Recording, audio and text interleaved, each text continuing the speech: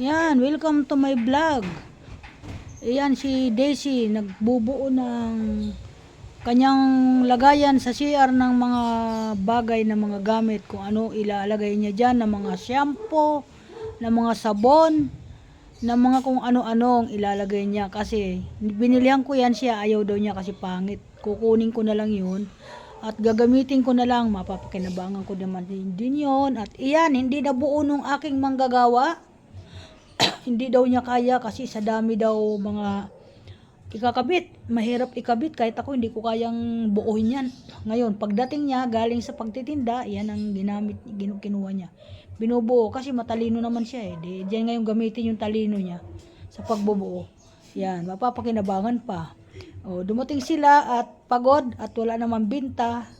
Nag-aksaya lang. Kailangan pa tayo sabihin. Hindi. Oh, ang gagalit pa. Oh, pwede naman yun eh. Bakit natural lang yun sa tao eh. Yan. Sabihin mo. Yan. Akala mo, ano yung akala mo pagtitinda lang ng kanyang business ang gusto niya, ang alam niya, marunong din siya magbuo niyan.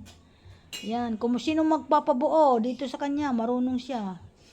Yan, tinan mo. Ako di ko kaya yan. Ang ganda naman din pag nabuo yan, parang stainless. O pag nabuo yan, ipakakabit na lang kay sa aking bayaw na gumagawa Stainless dito. talaga to, ma. Ha? Stainless talaga to. Oo nga, parang gusto ko nga din yan. Kung marunong, kung mabuo mo yan, o bagkan yung ganyan, Secret.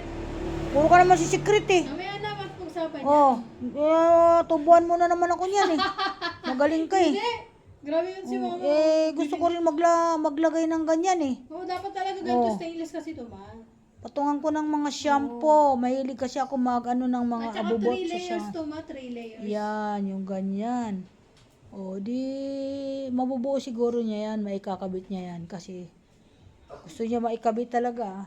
Thank you so much. Welcome to my vlog. Ingat ang mga idol. Ingat ang mga anak ko. Wait lang. Thank you, thank you. Tingnan mo naman ang outfit niya. Ginawa. Nagme-mekaniko lang. Akala mo bagay sa kanya, mekaniko, tas ganyan ang suot niya. Ganyan ang itsura niya. Bagay.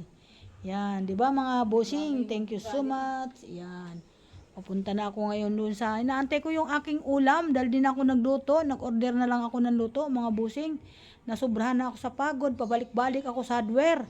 Dahil may ibabalik akong pintura, hindi ko na ibalik kasi naiwan ko pala dito sa akin tindahan. Balik na naman kami, uminit yung ulo ng asawa ko, nagutom, wala. Yan, ngayon sabi niya kakain na daw siya kasi gutom na siya. O sige, sabi ko, antayin ko lang yung order kong ulam. Di na po ako nagluto. Mabuti na lang may nagluto dito kaya umorder na lang ako. Okay, bye-bye, salamat. Good afternoon po sa lahat ng mga bossing, lahat ng mga idol. Good afternoon.